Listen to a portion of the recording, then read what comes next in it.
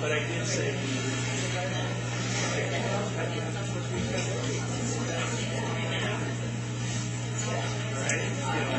different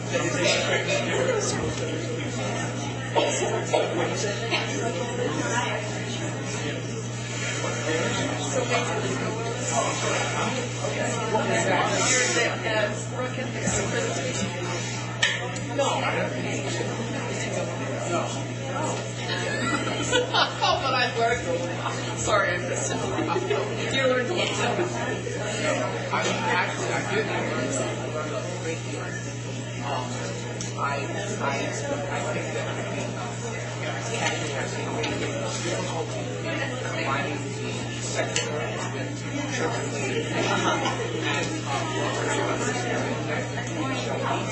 but I think the discussion that we have to have, it's easy to talk about economics, part of it is to talk about church issues and how they those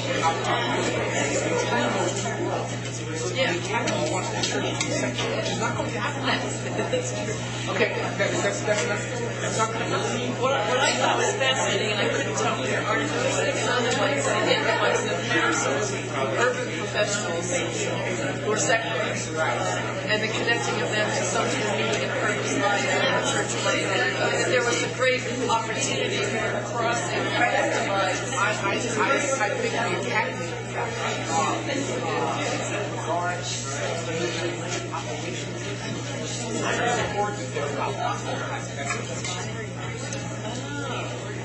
I didn't see that. well, that is absolutely that's the job. Yes. That's what we should do. But churches Absolutely. Just because of the church, this is right. They can't do this other job. Wait, that's not that.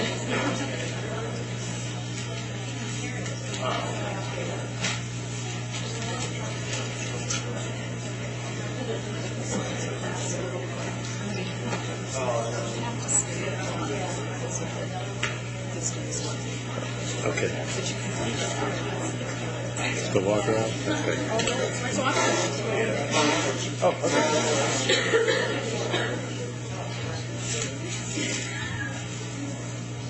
I want to welcome all of you and thank you for being here today. I'm Sandy Morgan. I am the organizer of this Social Justice and the Economy lecture series, which is part of the Rock Ethics Institute. And as those of you who have been here before know, we are very grateful that there are a number of sponsors for this lecture series, and it's always important when people give to you for you to give back to them. Isn't that a good economics exchange type thing? And so one of the ways we do that is by acknowledging them, and I do particularly,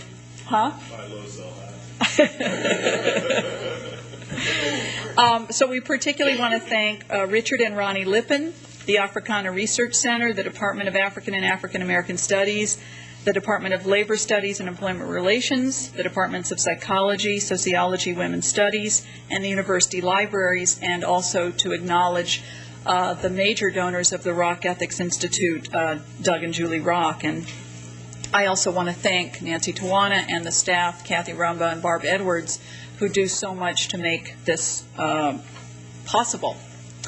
So welcome. We are in for a treat today. I want to just briefly introduce a man who I really could go on and on about for a very long time. He's kind of a legend, and we're lucky to have this legend with us. William Sandy Darity is the Carrie Boshamer Professor of Economics and adjunct faculty member in sociology at UNC Chapel Hill. But that's not enough. The rest of the time, when he's not doing all of that, he's a research professor of public policy studies, African and African American studies, and economics at Duke University, too. So it's only about 20 minutes, but it's a world apart. A world apart, I know, because I have worked at both those institutions. Dr. Darity's research focuses on inequality by race, class, and ethnicity, a field which he is pioneering called stratification economics, schooling and the racial achievement gap, north-south theories of trade and development, skin shade and labor market outcomes, the economics of reparations, which we're going to hear about today, the Atlantic slave trade and the Industrial Revolution, and doctrinal history and the social psychological effects of unemployment exposure. And I wanted to list all of those because it's really a very, very broad set of interests. Aside from what he does on a day-to-day basis at Duke and UNC, Sandy has had a lot of impact on the discipline at large. He's past president of the National Economic Association and the Southern Economics Association, and his vita lists many, many, many programs that he's run or developed, universities in the United States and beyond where he's spoken. He's just been named editor-in-chief of Macmillan References' new edition of the International Encyclopedia of the Social Sciences, which will, I guess, be coming out in 2008.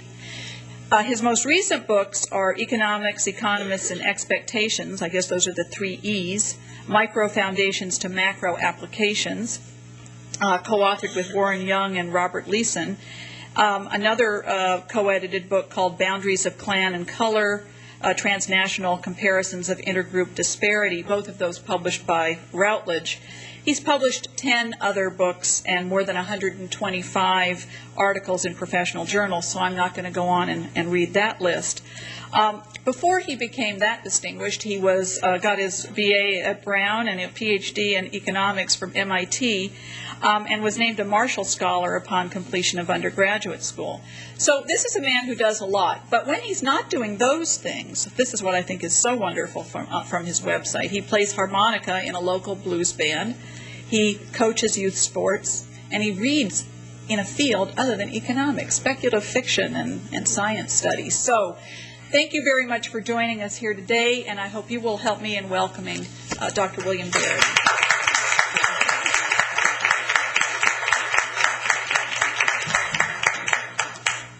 Thank you for such a generous introduction.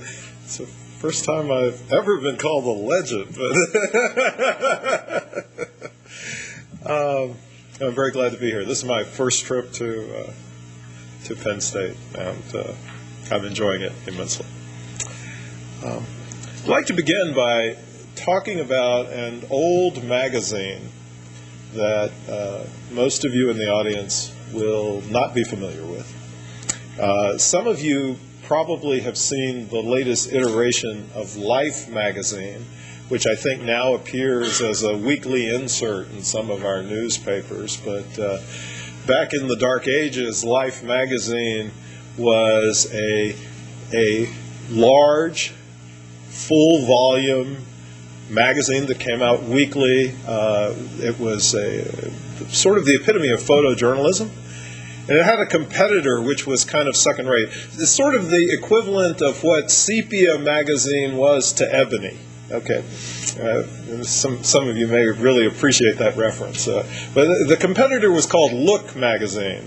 And Look magazine no longer exists. But that's going to be the starting point for my lecture today. In Look magazine's November 22nd, 1960 issue, McKinley Cantor, a Pulitzer Prize-winning novelist, published a piece of speculative fiction entitled If the South Had Won the Civil War. Cantor's false history starts with the death of Ulysses S. Grant in an accident that occurs while he's riding his horse on May 12, 1863. And then there is a delayed passage of command of the Union forces to General Sherman. So delayed, in fact, that the Union armies are completely routed, and by the end of June 1863, the North has surrendered to the South. Lincoln is taken into captivity and placed under house arrest in Richmond, Virginia. The Confederacy, by the following year, on July 4th, is holding a major celebratory ball in the White House. Now, Cantor proceeds to envision a subsequent fragmented national landscape with 22 states, the remainder of the Union forming a residual United States of America, the combination of the Oklahoma Indian Territories and Texas forming the Second Republic of Texas, and states spanning Maryland to Arkansas to Louisiana, also including Washington, D.C., Kentucky, and Cuba, which is wrested from Spain in the War of 1898, forming the Confederate States of America.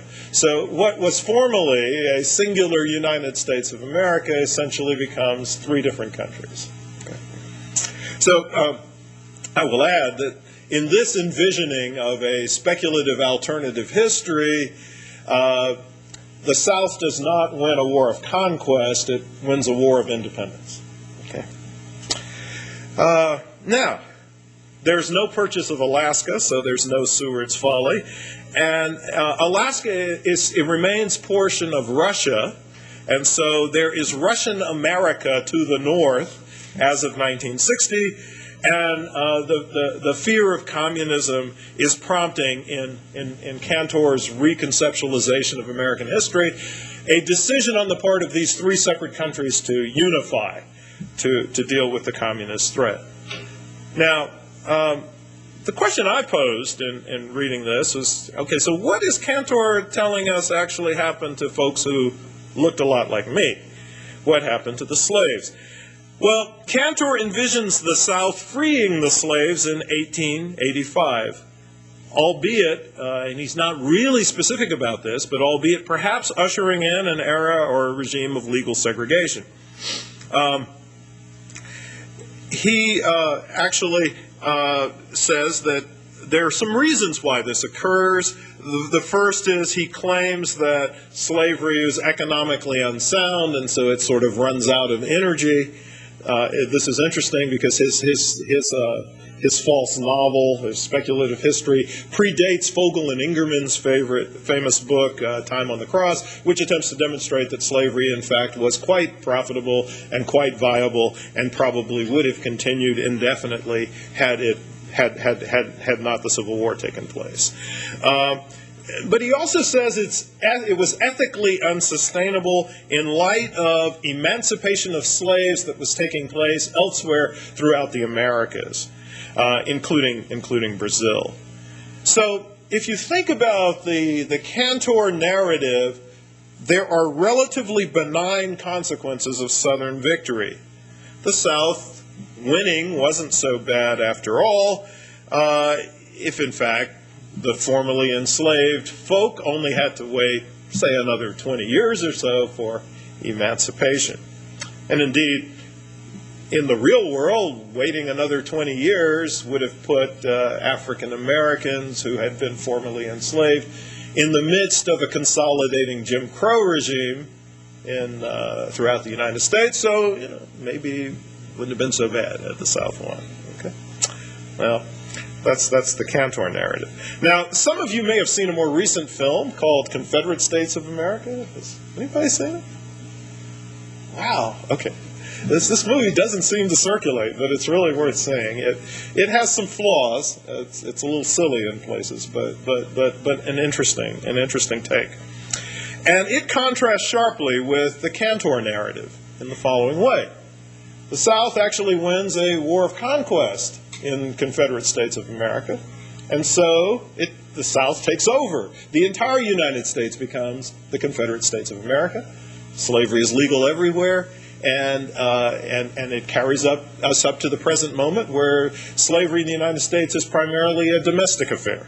That is, domestic slavery is the predominant form that it takes rather than plantation slavery.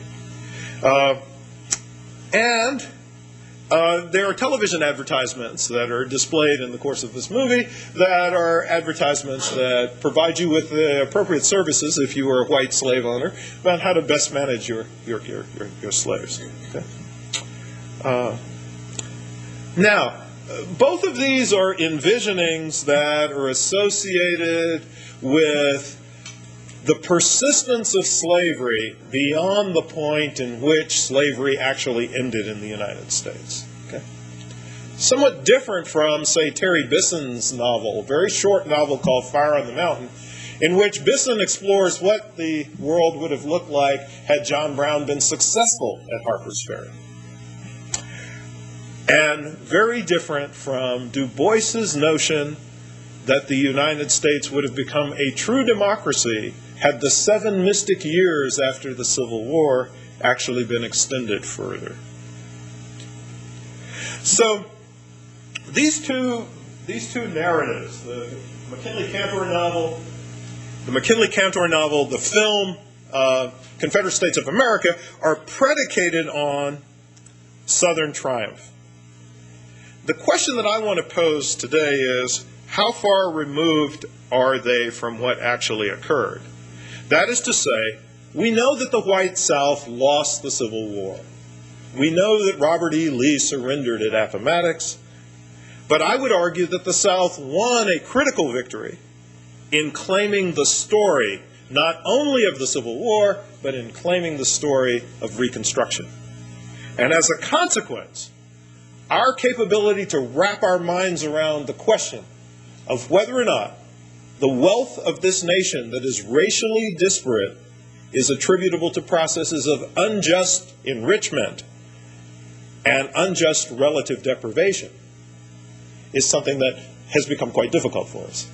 And I think it's in large measure because of the way in which we think about the story of the Civil War and the story of Reconstruction. Now, interestingly enough, I say this in the state of Pennsylvania, which is the state that is the home of perhaps one of the most admirable figures of the Reconstruction period, Thaddeus Stevens, who's a passionate advocate of what we now refer to as radical Reconstruction. And had radical Reconstruction been implemented, perhaps there would be no need for me to be engaged in this conversation with you today about reparations. So how did the South win the war of the story of the Civil War and Reconstruction?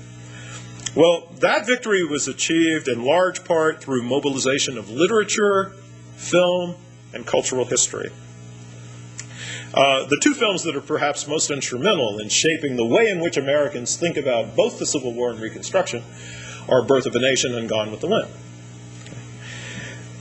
If we think about the way in which cultural history has been appropriated, one simply has to travel around Southern communities, Southern colleges and universities, and look at the memorializations that are placed on the terrain, the landscape, the literal architectural landscape of those communities and those institutions.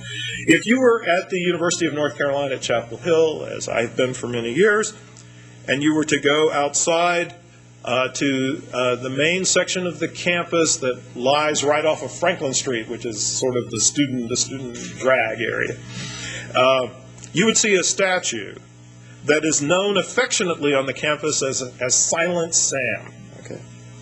This statue was erected by the North Carolina Daughters of the Confederacy in memorial of the Confederate soldiers who were lost during the course of the Civil War. If you were to go around to the various buildings on the campus and look at who they are named after, they are consistently named after individuals who were either instrumental in fighting the Civil War on behalf of the Confederacy or were instrumental in conducting the reign of terror that was designed to eliminate black voter participation in the state of North Carolina. You can go building by building, you'll find that this is the case. And this is not unique to a Southern university like North Carolina. It is also very much the case for Yale University, where at least one of the buildings is named after John C. Calhoun. Okay. So there is a memorialization, a construction of who the heroes are that's actually embedded in the very fabric of the structures that exist on these various campuses.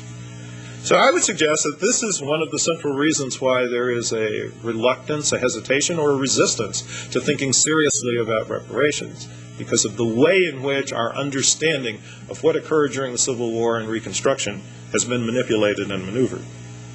So that's my opening salvo. What I would like to do next is actually talk in a detailed way about reparations and to perhaps come back to the way in which we may have to rethink our history to have a better appreciation of the necessity of reparation. Let me start this phase of the talk by identifying three major goals or objectives of reparations. I refer to these as acknowledgement, redress, and closure. Acknowledgement, redress, and closure. And I mean by acknowledgement the admission through formal apology that an injustice, a grievous injustice, was done to individuals who were brought to the United States from the African continent.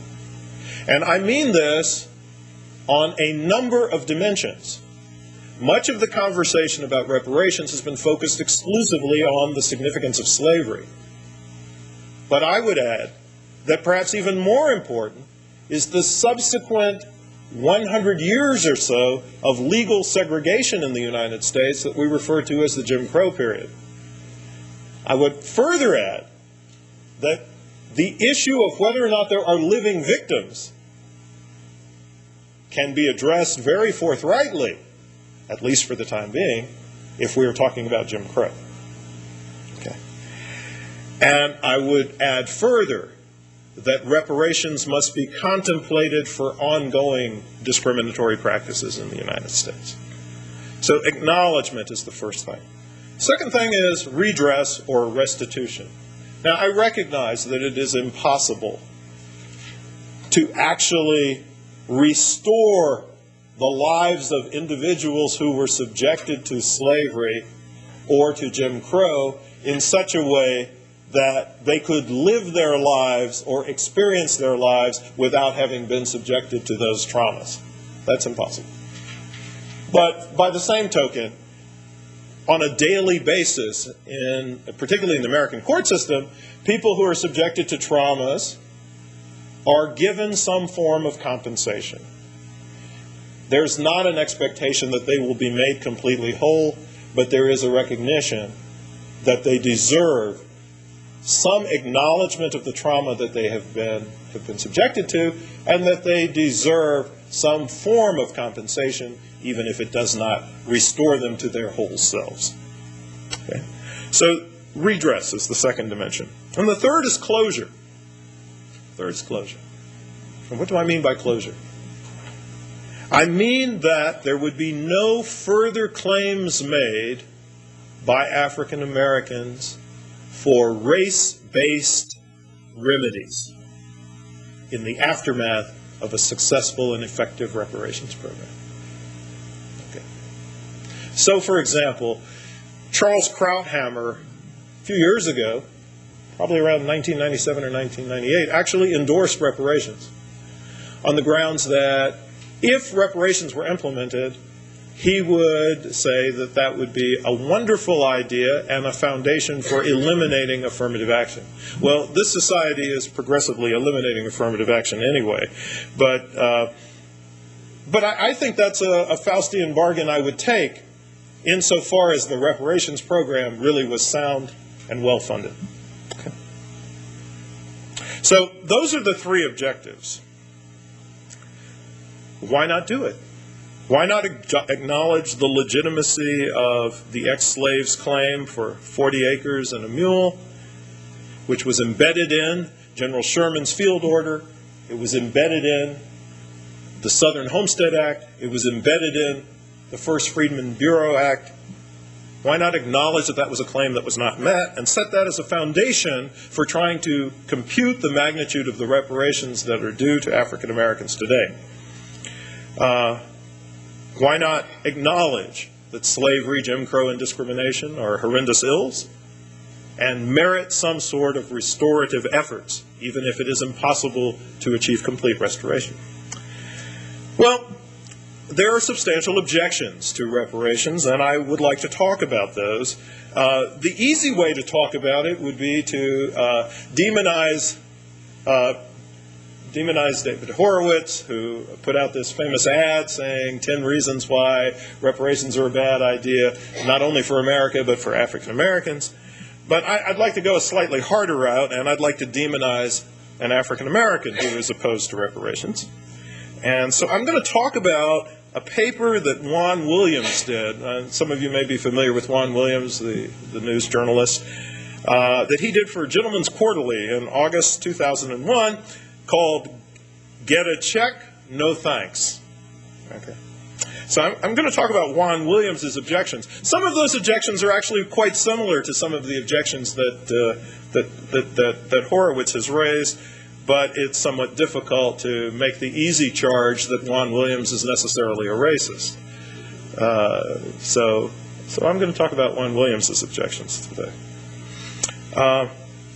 Indeed, interestingly enough, about the only argument of Horowitz that Williams doesn't reproduce concerns the claim that blacks owe a debt to other Americans for being freed from slavery and for being freed from the African continent. Okay, those are the two arguments.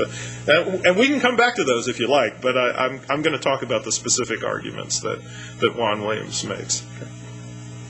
So, first argument that Williams makes is that if you were to implement a reparations program, and he's not specific about the form or the magnitude, and we can have a further discussion about that. I'm actually very open-minded about the form of a reparations program.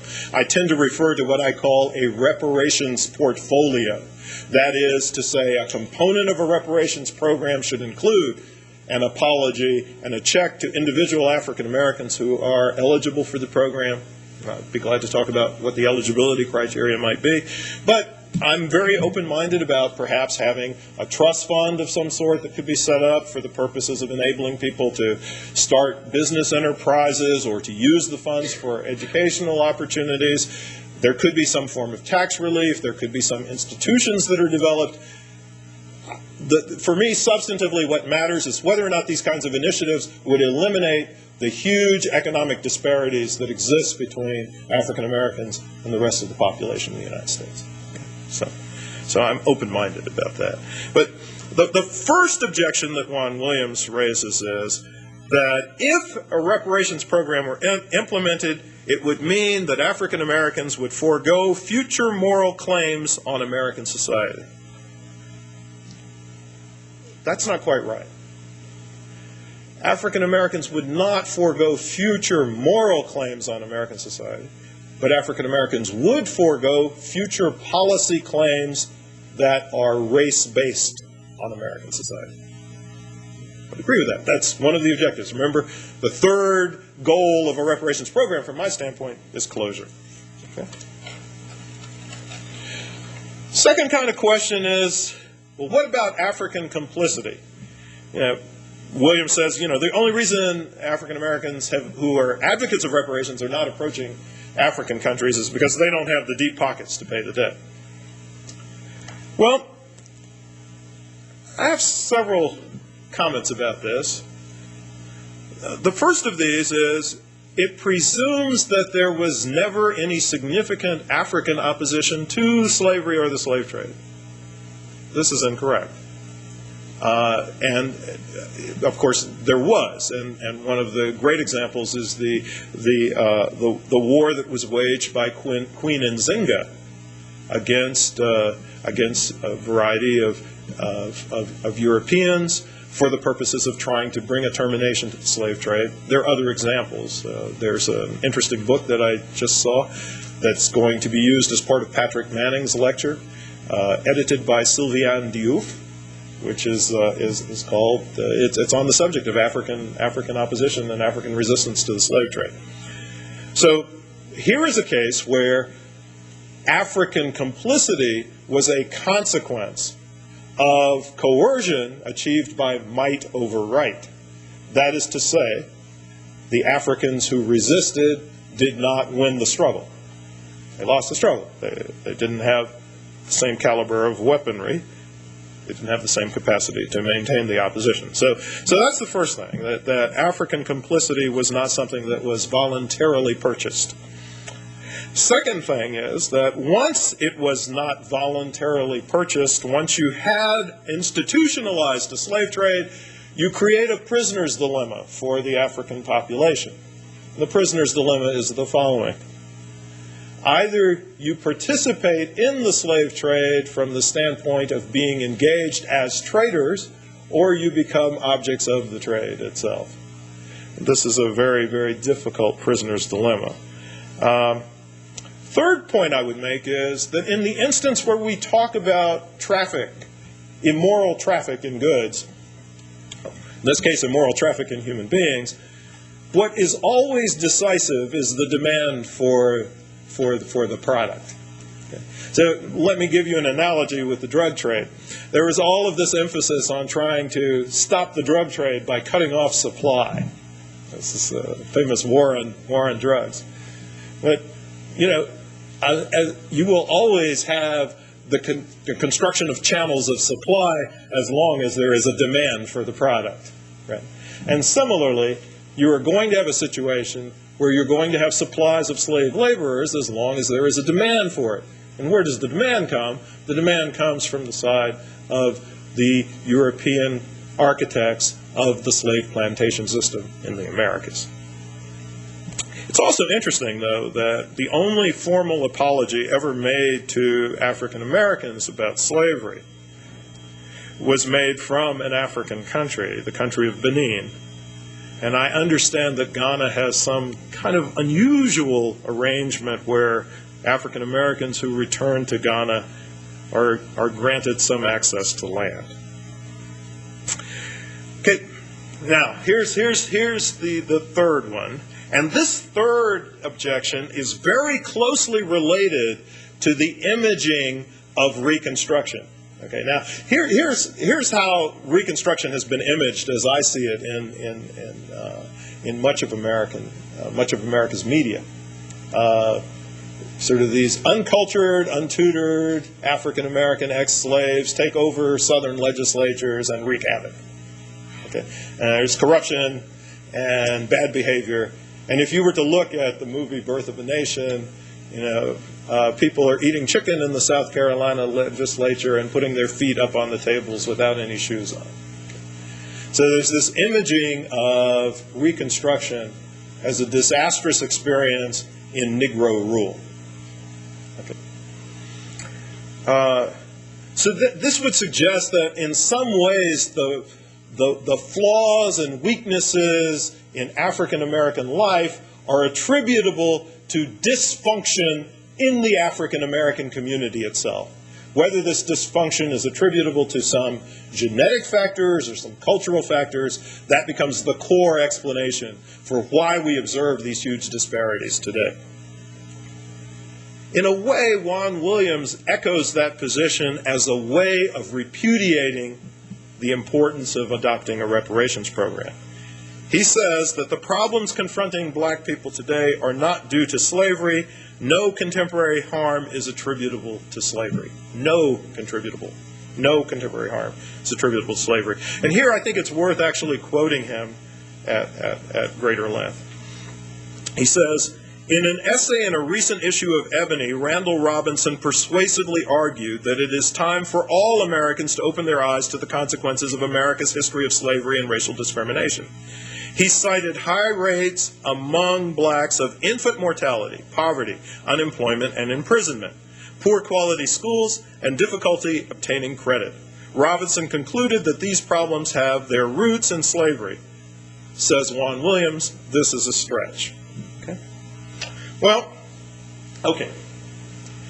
It might be a stretch to attribute all of these problems' origins to slavery, but it is no stretch at all to attribute them to the nearly century-long period of legal apartheid in the United States that followed the end of Reconstruction. This was the period that consolidated racial discriminatory practices and the active destruction of black wealth that continues to this date, despite the passage of anti-discrimination legislation. It is no stretch whatsoever to connect the origins of the most important racial economic disparity to slavery, and that is the vast racial gulf in wealth or property ownership. Now, frequently in our studies of economic disparity in the United States, we focus on income and earnings disparities between blacks and non-blacks in the United States. Income and earnings disparities are significant, but nothing is as dramatic as the differences in wealth or net worth that are associated with race. Let me give you a feel for the magnitude of these differences. In 2002, the Survey of Income and Program Participation provided significant and substantial documentation on wealth differences in the United States. And these wealth differences by race take the following form. In 2002, the median net worth position of a white household in the United States was approximately $90,000. Okay? That's the median net worth. Okay? Mean is much higher, but the median is $90,000. The median net worth for Latino households in the United States was approximately $7,000, and the median net worth for African American households was approximately $6,000. Okay? I think there's a substantial difference there. Right? We're talking about 1/11th, 1/12th of the white wealth being held by African Americans at the median. Okay. To reinforce how dramatic that is, a lot of people have attributed these wealth differences to differences in consumption and savings behavior across the racial groups. And the argument might be, black folks buy a lot of things that they shouldn't buy. They engage in conspicuous consumption, wasteful consumption. In fact, if we were to control for income, we will find that the black savings rate is at least as high as the white savings rate, and is higher in some brackets of income. Okay. So we can't really explain these disparities by savings behavior. Okay. In fact, if we were to set up a condition where we asked, what is the savings rate that would be required for African Americans to close the gap in wealth at the median in a single year? Okay. It would be 300%. Yeah, folks would have to save 3 times the median income that they receive. Okay. So that's an impossibility. And so if we begin to explore carefully why these disparities exist, there are 2 major reasons that are linked to a singular process. And these 2 major reasons are inheritance and in vivo transfers. Inheritance and in vivo transfers are both part of a singular process, which is the transfer of resources from one generation to the next. Inheritances involve, of course, the transfer of resources that take place when family members or relatives die. In vivo transfers occur while relatives or family members are still alive, but they provide the next generation with additional resources. So a very straightforward or simple in vivo transfer might involve the kinds of payments that parents might make to allow you all to go to Penn State University. Okay? That's an in vivo transfer. Another in vivo transfer, a young couple gets married, they want to purchase a home, their parents might assist them with making the down payment on the mortgage. Okay. There's a host of in vivo transfers. When a young couple gets married, they receive a substantial gift of income from relatives. Okay. These are in vivo transfers, and they're quite significant, and they tend to occur at crucial junctures in people's lives, sometimes turning points in people's lives. If we were to think about what wealth enables us to do, it gives us a security blanket. In the case of an emergency, particularly medical emergencies, might be a very significant instance in which the presence of wealth is useful. It permits us to have access to home ownership. It permits us to have access to educational opportunities that might not otherwise be available. Excuse me. So, if it's intergenerational transmission that's the most crucial factor in building up the wealth base for most individuals in this society, then if there's this huge disparity between blacks and whites, it means that blacks on average have much less to transfer from one generation to the next. And then we have to raise the question as to why that is the case. And I would argue that the origins of those wealth disparities have to be traced to the failure to provide African Americans with a grub stake of wealth in American society at the point of emancipation. The world would look a lot different had 40 acres and a mule actually been delivered to African Americans at the point of the end of slavery. Okay. Now, let me also point out that poor quality schools are directly an artifact of Jim Crow. Separate but equally funded and unequally staffed schools, social separation in the South in all places but the covert bedroom. I give you, for example, Strom Thurmond. That was the latchword of slavery times, and that is a practice that continued into the Jim Crow period. Jim Crow was the beloved stepchild of slavery. It was put in place by the architects of Southern secession, and again, it's the same individuals who were the purveyors of the lost cause of the Confederacy. Now, under slavery, there was no schooling. Under Jim Crow, there was segregated and unequal schooling. And in the post-Brown versus Board period, what has evolved is what I describe as segregated curricula. So kids might attend the same schools, but they'll be racially tracked into very different courses of study. Okay. Now, this affects income. This affects social outcomes. So, yes, school segregation or unequal schooling may not be traceable directly to slavery, but it certainly is directly traceable to the Jim Crow period. Wealth differentials by race, however, are directly traceable to slavery. And I want to further point out that it really wasn't that long ago. Okay, so let me that might sound like an outrageous claim. Let me explain. Okay, my oldest son was born in 1981. Okay. My own birth year is 1953. My father's birth year was 1924. My grandfather's birth year was 1900. Okay. His father, my great-grandfather, was born into slavery.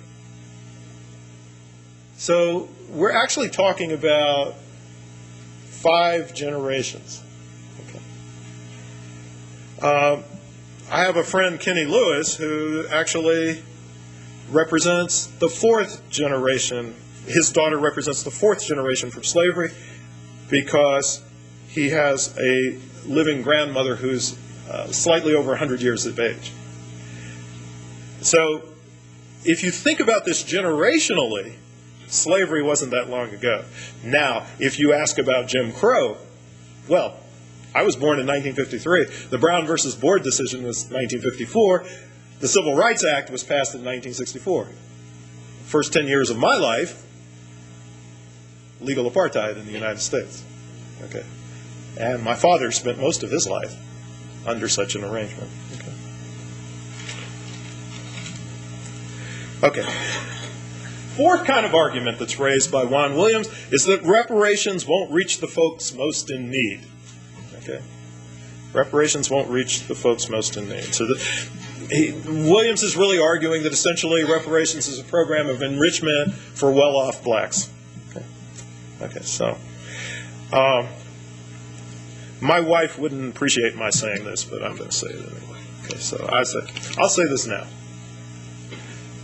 If it was a requirement for African Americans to receive reparations, that I personally, as a comparatively more affluent African American, would say, I won't take them, then I'll say now, I won't take them if African Americans collectively can receive reparations, if that's the issue. Williams says the following: The problem is that reparations will do nothing to deal with the stubborn pockets of poor black people manacled by low-quality schools, broken families, and high rates of every social ill from AIDS to addiction. Randall Robinson and the black lawyers seeking reparations are using poor black people as bait to get their hooks into the U.S. Treasury. Once again, impoverished blacks are being used, this time by the increasingly powerful black middle class. Okay. I'm not sure where this really powerful black middle class is, but okay. But the most bizarre aspect of that statement is the claim that it would do nothing.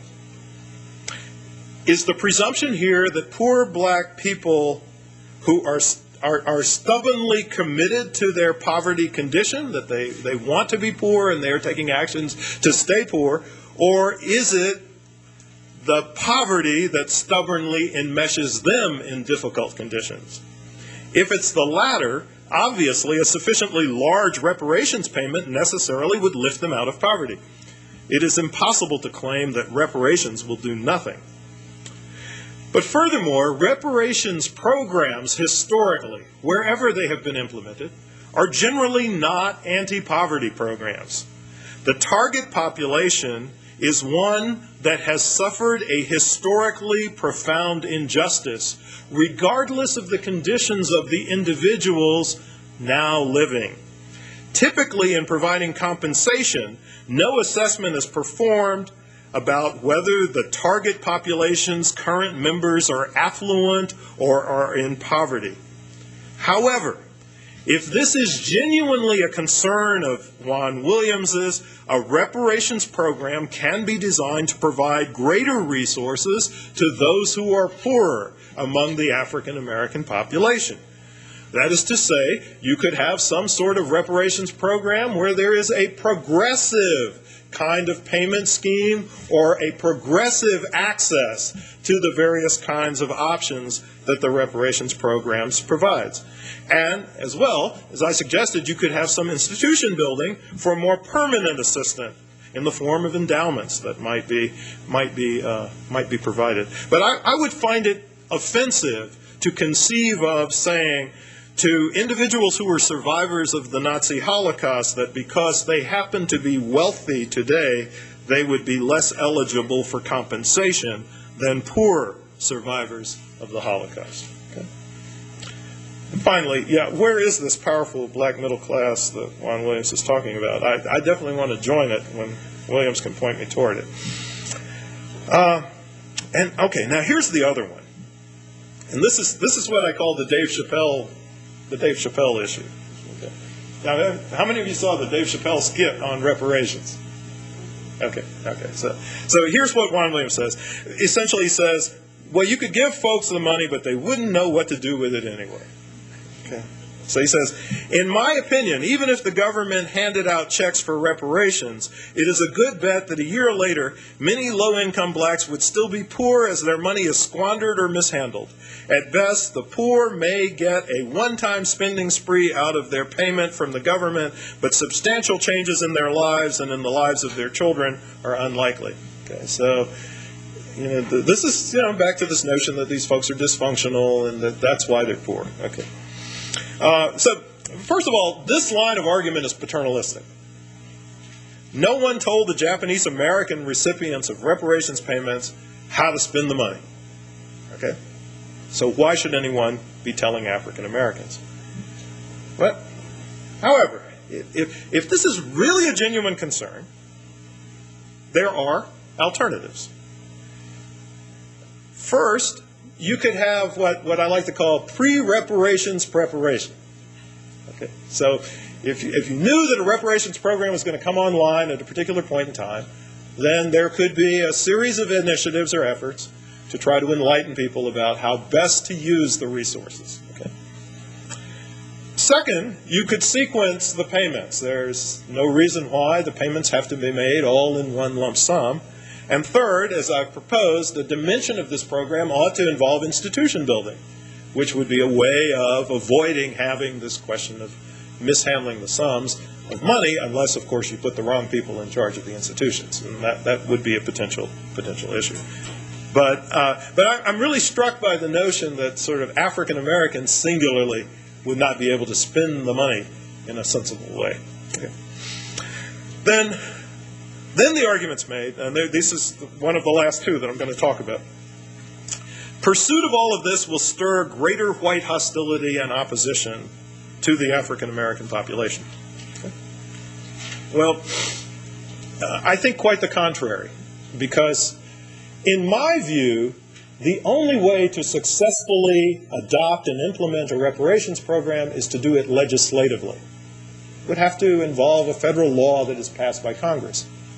And for that to occur, it would require, I think, significant political support from a broad swath of the American population, which means that the American population generally would have to be in concert with the adoption of a reparations program. Now, I'm going to admit that the prospect for achieving that objective is going to be a difficult one, given the magnitude of opposition to reparations at this moment in time. Michael Dawson and Ravana Popov have a paper that they've done where they use evidence from a survey that was taken in the year 2000 that indicates that 93% of white Americans are opposed to reparations for African Americans. So the ground would have to be shifted significantly in terms of that proportion. But I would argue that once we reach the stage where a reparations program was adopted legislatively, it would have to be accomplished in the face of a climate where there is not white hostility and opposition over this issue. Now, don't ask me how we're going to get from here to there. I'm not really sure. But I'm hopeful that conversations like this one will at least let people think that this is a legitimate issue and a legitimate policy option that we should seriously consider in this society. Finally, Williams says that there would be a greater stigmatization of blacks because it is demeaning to receive reparations. I'm not certain that other groups that have received reparations are any more stigmatized as a consequence of that, although perhaps blacks are always the special case. There is an argument that has been made that the receipt of reparations is a reinforcement of notions of victimization. But there is also an argument that the way in which individuals overcome the psychology of victimization is by receiving an apology and receiving acknowledgement of the injustice that has been done to them and receiving some form of compensation. That is the way in which a de-victimization process actually best operates in many, many cases. So my response to that claim is quite the contrary. Reparations actually would be instrumental in reducing the magnitude of stigmatization that is associated with being black in America. Let me conclude again by saying that the three goals are acknowledgement, redress, and closure. Closure in a serious way, that is closing the door on the inequalities that our society has been embedded with for now close to 3 centuries. It's time to really address the question of race and racism in America in a direct way, and in a way that eradicates those equalities. And personally, I see reparations as the primary instrument for trying to do that.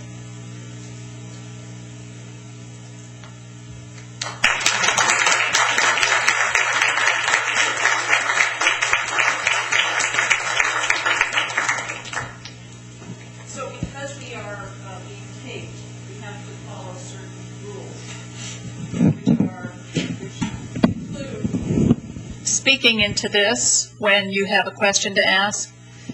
And even though I know you don't need somebody to do this for you, if you want to call on people, I'll take the thing over to them. That'd be good. Okay. So, question? All right.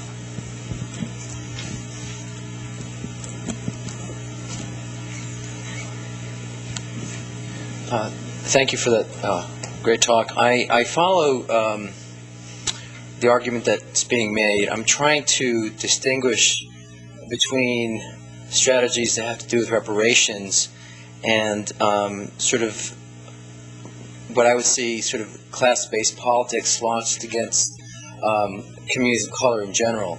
And in particular, listening to the three strategies that you lay down, acknowledgement, redress, and closure, seem rather familiar within sort of political theory in terms of, recognition, redistribution, and fairness. Can you perhaps elaborate on some of the fundamental differences between those two lines of thought that I have in my mind between what you said and this alternative that seems more familiar to me? I'm not sure there is any fundamental difference in the alternative that seems more familiar to you. The language, the rhetoric or terminology could overlap, I suspect. Redress is sometimes referred to as restitution.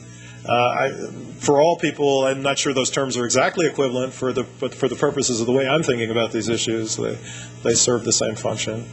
Acknowledgement and recognition are, for my purposes, synonyms. So I'm not sure there really is any fundamental difference in the way in which we're thinking about it. I'm not certain. There's more you might want to say. Sorry, I don't know why I did that. So then, I guess, how do you get the public at large to begin to move from that 90-some-odd%? Yeah. And make it specific to issues of reparations when there's so many similarities and overlap with looking at class-based politics for communities of color, if you see what I'm saying.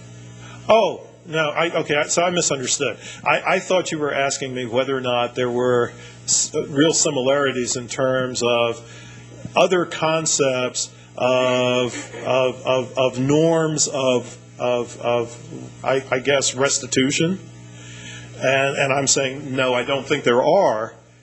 But are you asking about the question of the priority of who should receive reparations or who should be the focus of reparations?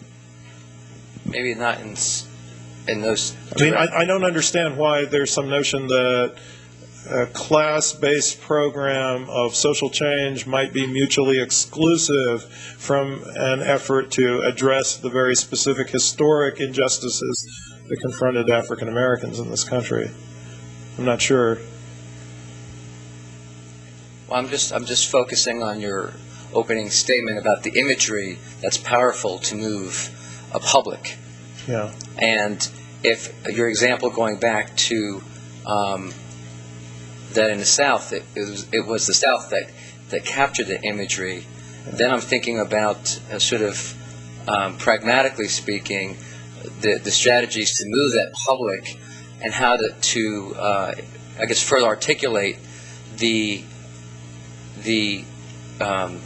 prioritization of reparations over the class-based politics that are launched against, more generally speaking, communities of color. So I'm not sort of questioning it. But the position of all communities that you're describing as communities of color, and I'm not sure what the full panoply is, positions are not all the same. I mean, the historic positions. I mean, first of all, one can definitely make a distinction, and this may be a troublesome distinction to folks, but I think this is something we're going to have to address in this conversation between communities that have evolved in this society through some form of voluntary immigration versus the community of African Americans, which was primarily a product of a coerced or involuntary immigration to the society, a forced migration. So that's a really that's a critical distinction. So I mean, there is something unique about the particular history of the relationship between individuals who have been constructed as black and individuals who have been constructed as white in this society that really has never been addressed satisfactorily. And I think that in some respects then, if we start talking about issues that are vital concerning class differences in the society, we have to in some ways address this question that keeps being put aside first. I would even argue that, and you may disagree with me on this, but I would even argue that the reason why race is salient in American society is because of class stratification. Because different class strata, there are different kinds of benefits associated with being in different positions in the class structure of the society. So that's why race matters. It's a way of sorting. But I would also argue that before we can have a significant confrontation with the question of class difference in the United States, we have to finally come to terms with the question of how race has operated. And so it's peculiar, it's asymmetric. I'm saying on the one hand that the reason why race matters is because of class stratification, but that to really get at class stratification, we probably need to address the race question first. Yeah. I was wondering if you could talk more about the strategies for the pre-reparation reparations, mostly because I was thinking about, it does seem like there's in the younger, whichever generation would be receiving reparations might not have an example to follow in their home or in their family of responsible, investing and how to handle a large sum of money, since there's never maybe been enough money to even learn about those strategies. So I was just wondering what you would say about teaching whoever be receiving the reparations to use the money. Well, I don't think I could do it myself because I'm not really wise about these sorts of things. But, there are all these initiatives out there. I guess Andrew Young has something he calls silver rights now, where he's supposed to enlighten young people about how to wisely manage a portfolio. Of course, I guess that's predicated on the view that you have something to manage, right? So it would be possible through the schools or through voluntary agencies to have some form of seminars. I'm not sure how you would get people to be. You would assure that people would attend, but that's part of. This society is predicated on marketing people into participation, so we'd probably find ways to do that. But yeah, we know that there are a variety of ways in which people can be informed about how to engage in self-improvement. There's a whole industry of self-improvement, and this would be a dimension of self-improvement. So, for the first time, some people might actually have a portfolio to manage, right? Yeah. Professor Darity, thank you for your excellent presentation. I want you to respond to this. It seems to me that some of the problems with reparations, or even the discussion of reparations, is it challenges this sometimes illusion of this liberal consensus that suggests that blacks can only progress in this society with a broad liberal coalition, such as that at one time supported affirmative action. Reparations clearly doesn't do that on its face. Because it challenges... Actually, I might even argue that there ought to be support for reparations from folks who are on the conservative side of the ledger, particularly because of the closure dimension. I follow you. Yeah, but on the liberal side, I think part of the problem is it challenges this liberal coalition, because you talk, even in some of the questions, you're talking about black particularity, whereas, so to my mind, that's what I want you to respond to. Yeah. It seems to me that reparations would have to be grounded in the 13th Amendment allusions to the badges of slavery, as opposed to, and Harlan's decisions related to that, as opposed to the 14th Amendment's Equal Protection Clause, which is now being used by those who challenge affirmative action to attempt to overturn it. But once you do that, once you ground it in the particularity of black history, the liberal coalition, especially that privileges liberal whites, white women in affirmative action issues, communities of color more broadly. I don't mean that in a pejorative way. No, in a descriptive way. Yeah. Communities of color broadly. Those advocates of those views start to divide themselves from something that sounds just a little too black nationalistic for many of them. So could you address some of those concerns, Professor Darity? Well, again, you're asking what's a question that's tough for me to answer, which is, how do you make a persuasive case when you're advocating a program of action that's probably not consistent with the ideological frame of the groups that have traditionally seen themselves as your allies? Yeah. And I don't have a really good answer to that. I think we have to talk quite honestly about how thinking about the particularity of the African American experience does disrupt some of the ways in which we have been accustomed to think about policy activism in this society. It's not consistent. And so, I don't know how to force it into being consistent. I only know that the best thing, I think, is to be honest about having the discussion about it.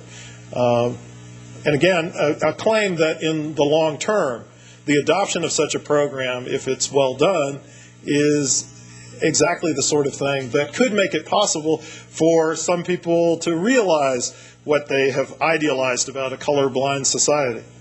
I mean, to me, the great mistake is to jump to a colorblind society when you have not addressed the host of inequalities that are embedded and inherited in the societies as a consequence of the society's history.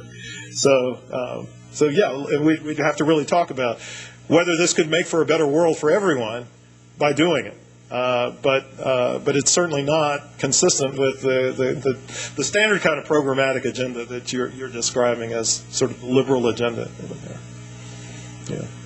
Yeah. Sandy, these major milestones of African American history, most of them have come out of crisis, either Reconstruction, World War II, or the Civil Rights Movement. Well, before I accept that, what are you thinking of as milestones? Well, reconstruct the Civil War. That's certainly a crisis situation, and Reconstruction that came out of that, which quickly collapsed. The progress that blacks began to make after World War II, many of the GIs coming back, and the Civil Rights Movement, the second Reconstruction. Might those crises, those types of crises, form the basis? Still, are you making a distinction between crises and milestones, or are you saying that the milestones and the crises are the same things? Well, I'm calling them the same right now.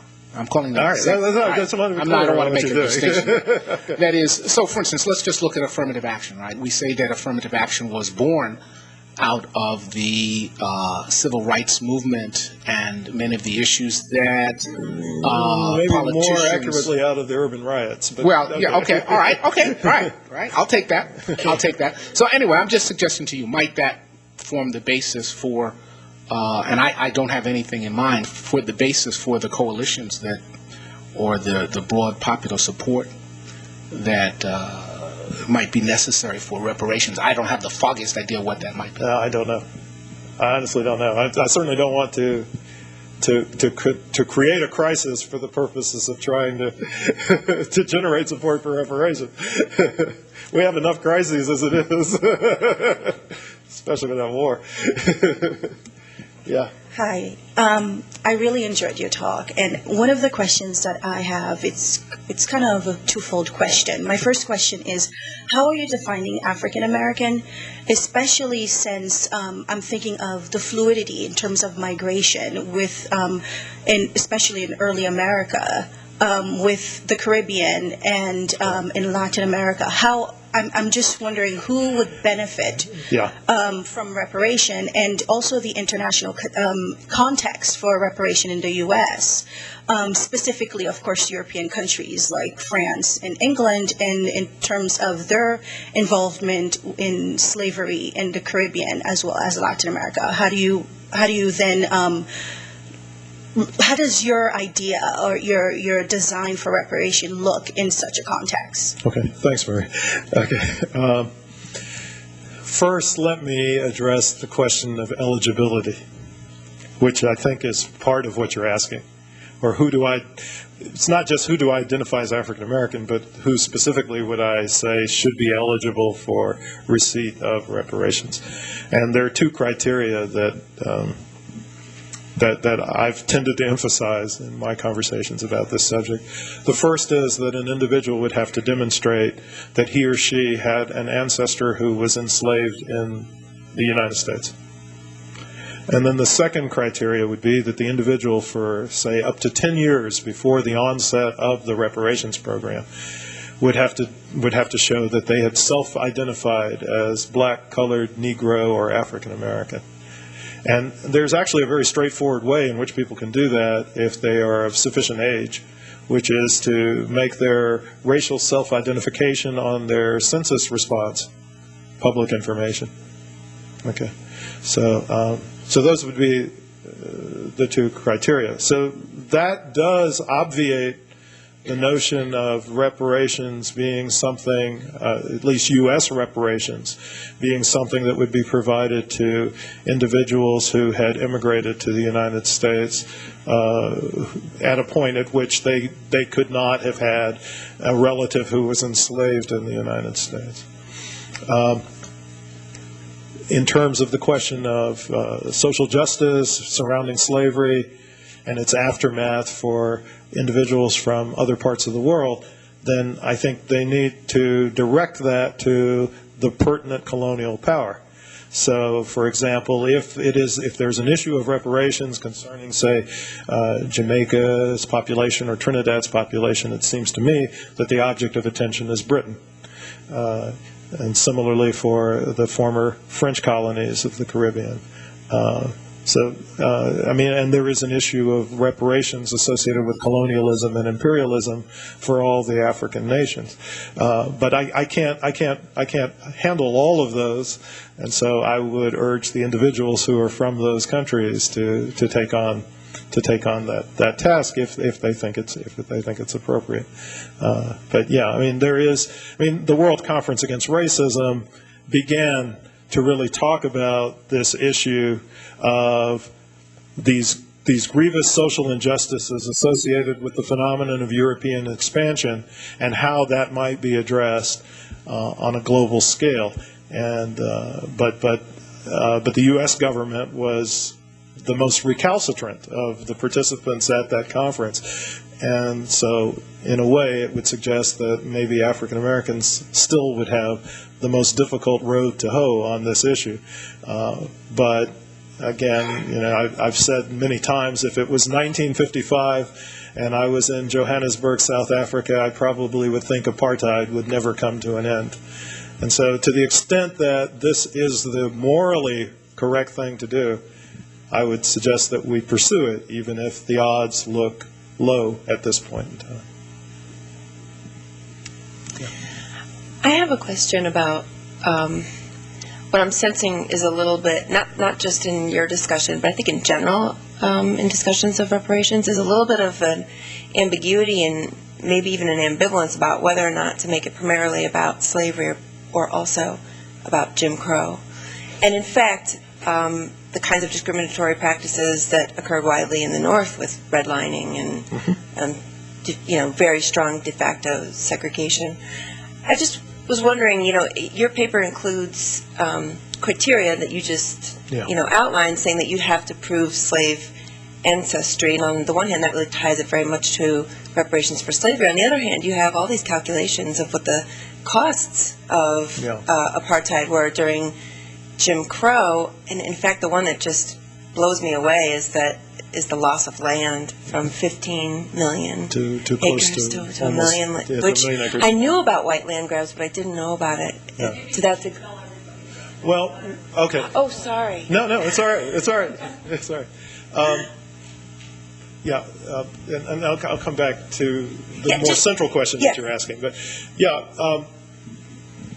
the 40 acres and a mule was predicated largely on the notion that 40 acres should go to families of 4. Okay, so this is a very orthodox construction of what constituted a family. But so there were 4 million ex-slaves. So essentially, that's approximately 10 acres per ex-slave. So what should have been distributed to the ex-slaves should have been 40 million acres of land. Okay, that was not done.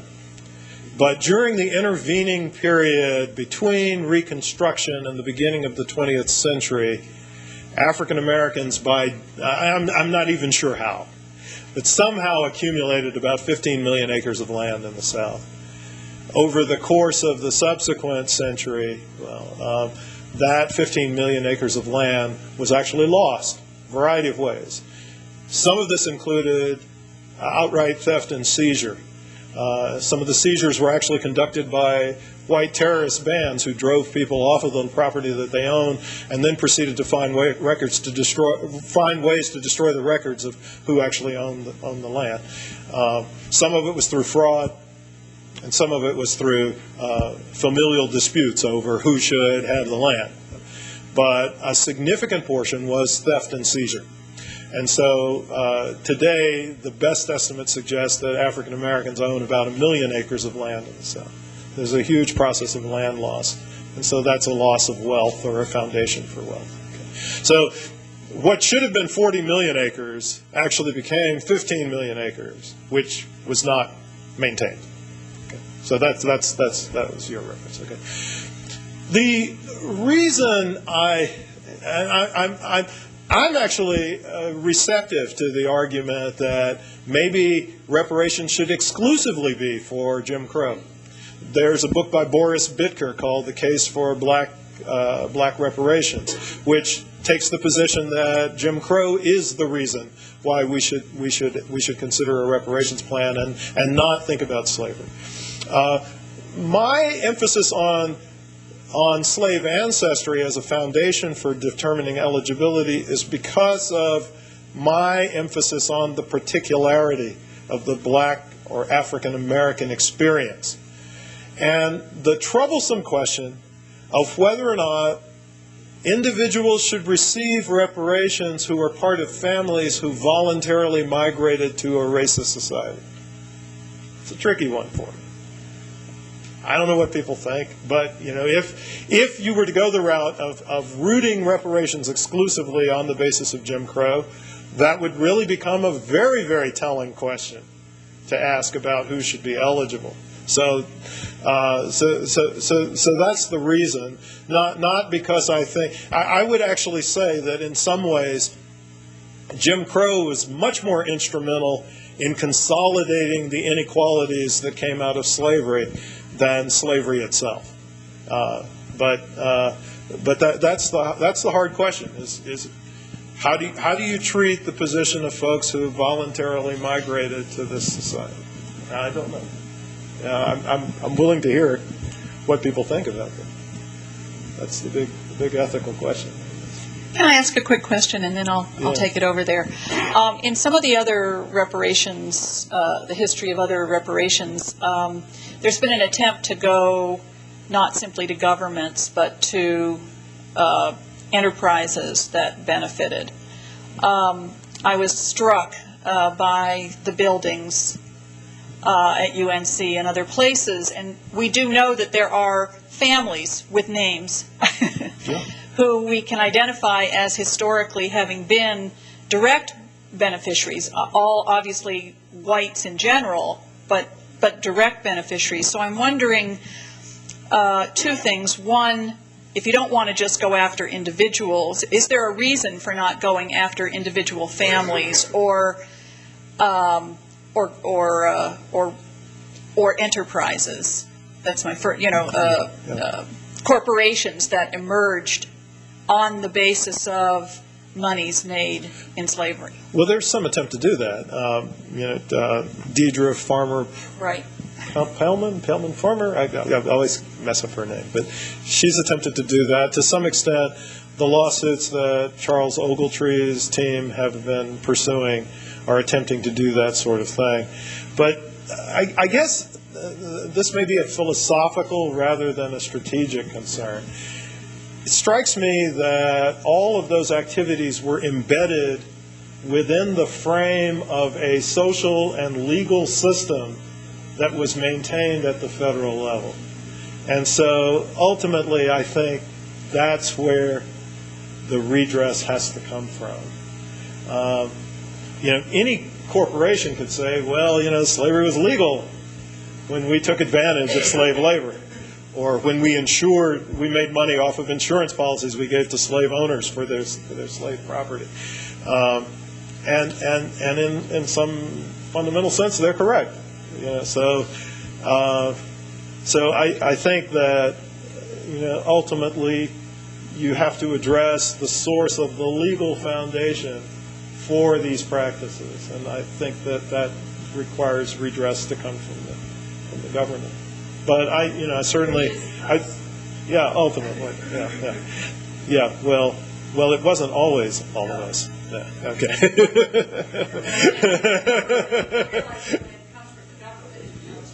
Yeah, in some way. One comment, one on a lighter side. I did my undergraduate work at UNC, so as you probably know, Silent Sam was symbolic of something else on campus. And for those of you who haven't been there, he was known to fire his rifle when a virgin walked by. And he remained silent for as long as anyone can remember. On a more serious note, I'm curious about the eligibility based on census data. And particularly, I don't know specifically the different categories of racial identification, so I'm just surmising here. But I'm wondering who might be lost among biracial or multiracial descendants. We have some well-known slave owners in our history who were known to father children of slaves, and the identity could quickly be lost on those whom I would consider to be most appropriate for some reparation, but would be identified down the line as interracial or biracial and may not show up as being eligible. Well, it's a self-report. So it's your self-identification that's crucial. So I'm not asking for anything else. I mean, if the individual is living as a white person and has self-identified as a white person, then there's absolutely no reason for them to receive reparations. Well, it's not always that simple. And being the parent of a biracial child, I can say that I've But how would your child self-identify on the census, especially now that there's multiple options now? Right, there are interracial, there are other categories, and this has been a. But for the multiracial option to be used as it's now construed, the individual has the option to check more than one category. I don't know on the census data. Okay. That is how it is with the census. In other categorizations, yeah, but I'm talking not about the census. Okay. So if they chose, if one of the options they chose was to identify themselves as black, and they had an ancestor who had been enslaved, by my criteria, they're eligible for reparations. So I'm not asking how people look. I'm not asking how they live their lives per se. I'm only asking how they self-identify. Okay. I mean, my final question would be then, if someone identified as interracial or biracial, and probably at the generation we're talking about is interracial. It depends on what they're claiming their fractions are. Okay. If that's available. Yeah, and that is available in the census, because at least the way the census functions now, because you can check multiple categories. That's what the census allows you to do.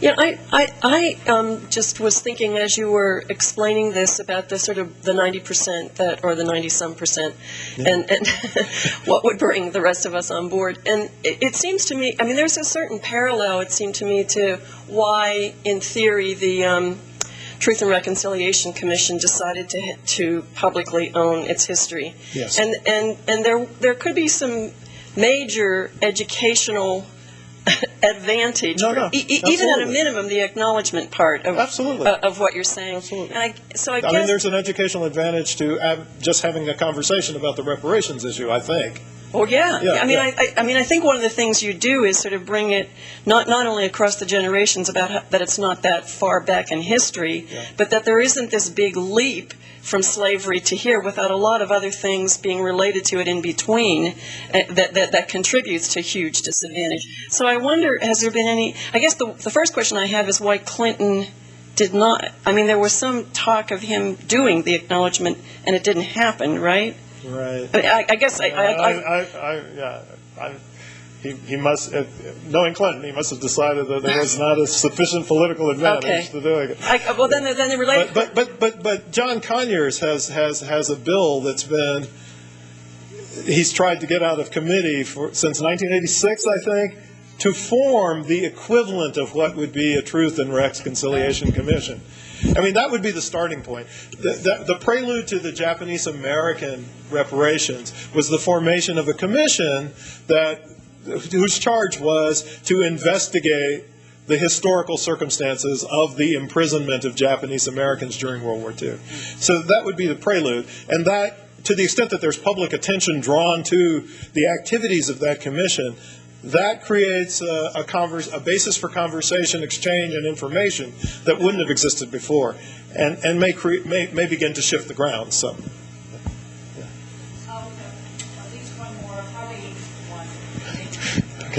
Hi, my question is about eligibility. You said that it would be based on another thing of a person having records of a person being of slavery or Jim Crow. Yeah. My question is, what about people who, through adoption, through poor record keeping, through racial and prejudice, would not know necessarily their genealogy, would not be able to prove? Yeah. And I would actually state that it'd probably be a good amount of people of African Americans who would not be able to stake that eligibility claim. Well, that's a tough question. And my thinking is that there would be a tremendous amount of business for genealogists that would be created by this approach. There is one avenue that may be very helpful to large numbers of people, which is, again, using the census data. If you can demonstrate that you have an ancestor that appeared in the post-Civil War census, but did not appear, but was old enough to have been counted in the pre-Civil War census, but does not appear in the pre-Civil War census, that's virtually prima facie evidence that that person was enslaved. Okay, because slaves were not listed in the pre-Civil War censuses. There are also individual states that have separate slave censuses that list people's names. Like North Carolina actually took a slave census. And so you could make use of that if you knew the location on which your ancestors were most likely to have been enslaved. So there are some challenges here. It would require acts of historical recovery on the part of large numbers of African Americans that may not have been pursued in the past as well.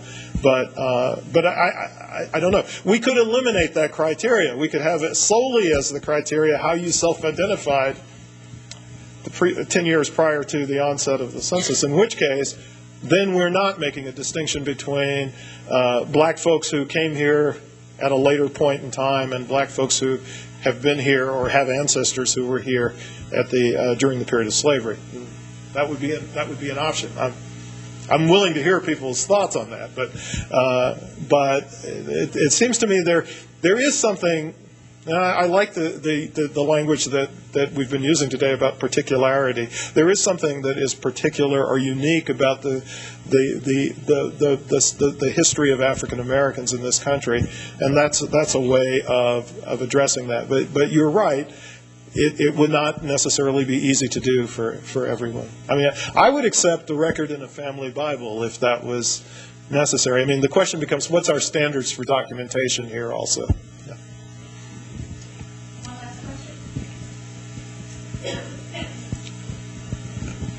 I have a problem only because if you base reparation on how one self-identifies, what about the people that just want money and they're like, well, yeah. That's why I said it had to be for at least 10 years before the onset of the reparations program to avoid that moral hazard right, problem. and then also you had mentioned about like, oh, well, you can trace it back with genealogists. Like, there's always an issue of corruption whenever you have to base records with anything. It's a potential problem. There would have to be some agency or unit that evaluated individual claims and the evidence that they provided. But you're right. That is a possibility. Sure. And then what about the issue of like possible like backlash with the reparation? The fact that like by having, acknowledgement of this wrongdoing, that it provokes even more discrimination or, other groups to bring about, But if the program was adopted legislatively, there would have to be widespread support for it. So it would be unlikely that you could have a reparations program inaugurated with significant backlash under those conditions. I'm saying I've got to move the 93% of the white population that's opposed to reparations to a position where there's at least 50 to 55% who are in favor of reparations. And not me personally, but that's the movement that has to be achieved. And under those conditions, I can't imagine that there could be significant backlash if people are actually in favor of the program. True. Like, I completely understand where you're coming from, but I just see that already with, like, current legislation. Like, number one thing that affects me is, like, the abortion. That's been passed, and continually we still see people protesting about it and, questionability about whether it'll stay. Actually, abortion rights was a judicial decision. It was not a consequence of legislative action. Well, but it was. And that's the issue. That's the problem. That's why I don't want to do this judicially. That's the problem with Brown versus Board decision. Right. 1954, you don't actually get any significant desegregation of Southern schools until the 1970s, and then problematically. That's the problem with judicial decisions, is that if they don't have widespread political support, they don't get implemented effectively. That's why I want to go the judicial route, and that would avoid your backlash problem as well. Okay, thank you. Thank you very much.